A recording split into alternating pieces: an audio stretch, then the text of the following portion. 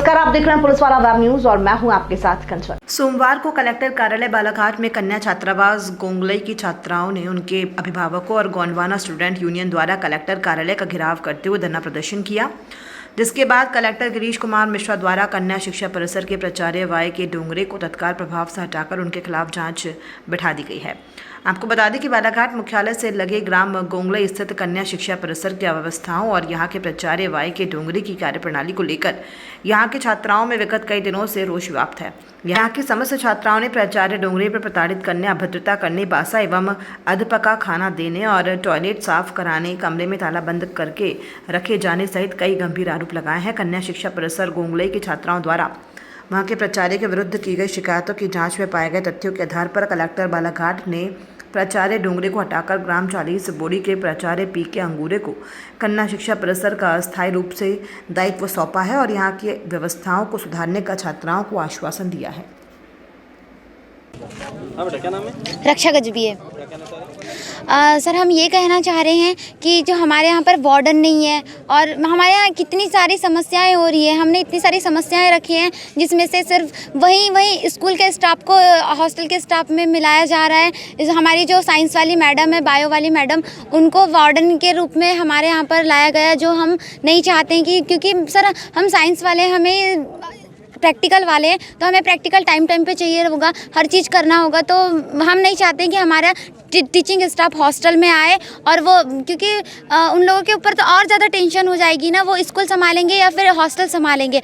और मेन बात आती है प्रिंसिपल सर की। प्रिंसिपल सर जब वो सही है तो क्यों बच्चों के घर में जा के अपने पेरेंट्स को भड़का रहे हैं? हमारे सामने आइए ना वो। और उनकी वो तो 3 दिन के लिए नागपुर गए हुए थे एडमिट करने के। यही है एडमिट होना उनका।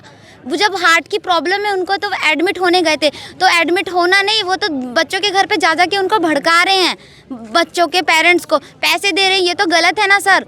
क्या हम लोग इनके खिलाफ नहीं लड़ेंगे तो कौन लड़ेगा? और सबसे मेन प्रॉब्लम है कि हम तो 12th वाले हैं सर। हमने तो जितना झेलना था झेल लिए, लेकिन अब जब हम आगे बढ़ रहे हैं, हमें तो 8 महीने रहना, लेकिन हम जो कर रहे हैं ना वो हमारी जूनियरों के लिए, जो हमारी छोटी बहनें हैं ना उनके लिए कर रहे हैं। तो हम चाहते अब हम आगे बढ़ें, चाहे हमारी जान क्यों ना चली जाए, हम प्रिंसिपल को निकाल के रहेंगे तो निकाल के रहेंगे। जब तक के कलेक्टर सर प्रिंसिपल को नहीं निकालेंगे तो हम यहाँ से नहीं हटेंगे। मेन बात, हम सभी सामूहिक रूप से टीसी की मांग करेंगे और ऐसी जगह में वो खुद ही हमारी टीसी निकालेंगे और हमें ही एडमिशन करवाएंगे कोई अच्छे जगह पे।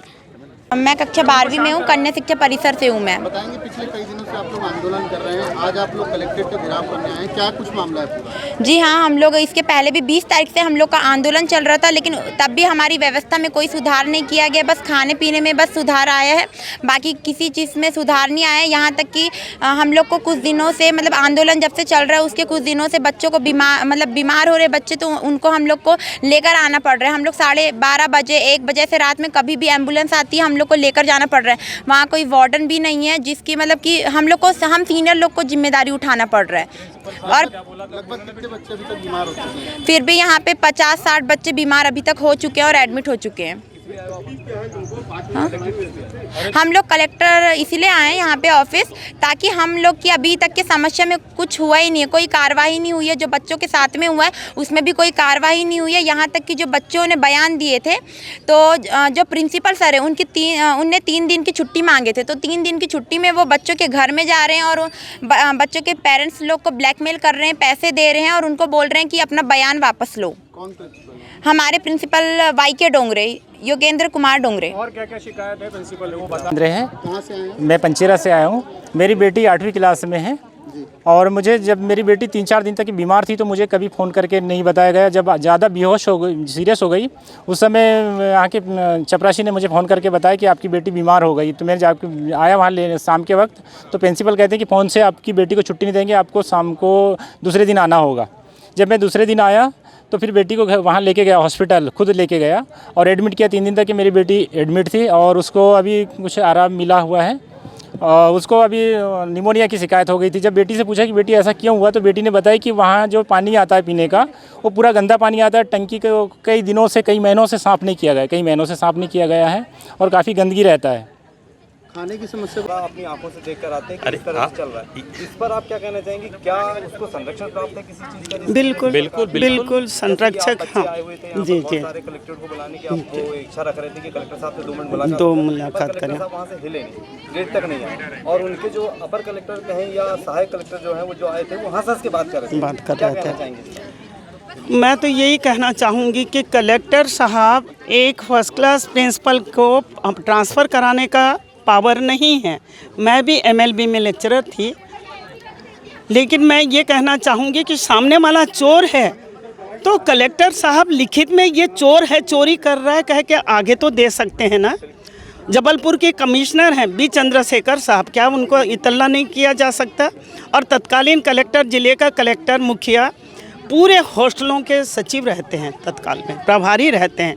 वहाँ टंकी पानी खराब है, वहाँ की व्यवस्था नवोदय एकलव्य स्कूल उकवा की, वहाँ हम बुधवार को गए थे, शुक्रवार को कलेक्टर साहब गए और भोजन व्यवस्था वहाँ का सब कायाकल्प किए हैं। तो ये दुर्भाग्य कहेंगे। शिक्षा स्तर, हम राजनीति बिल्कुल नहीं कर रहे हैं, समाज के हित में, समाज के बच्चे, गांव के बच्चे, देहात के बच्चे चिरोटा की भाजी और चेज भाजी और पेज पिला के पढ़ा सकते हैं। लेकिन सरकार जब सुविधा दी है तो सुविधा का तो ध्यान रखना चाहिए। तो यह सब चीज़ों का जिम्मेदार है कलेक्टर साहब। गेट के बाहर एक बेटी रो रही थी और इस तरफ राहुल नायक जो जी अधिकारी हैं जो यहाँ पर आए थे गाथा सुनने के लिए, जी जी क्या समस्या है? वो हंस के बात कर रहे थे। जी कैसा जी महसूस किया आपने?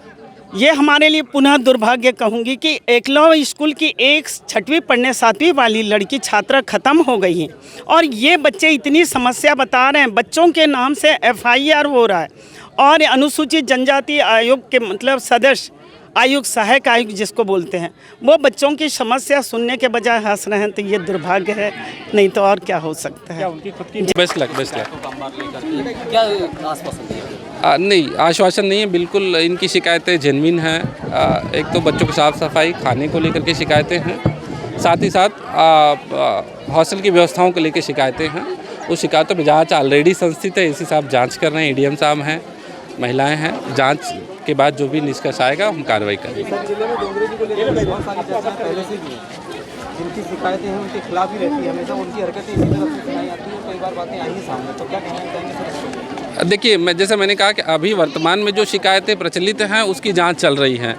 डोंगरे जी के कथन शायद कल तक हो जाएंगे, उसके बाद जो जांच समिति का निर्णय रहेगा उससे हम शासन को या कमिश्नर साहब जबलपुर को अवगत कराएंगे।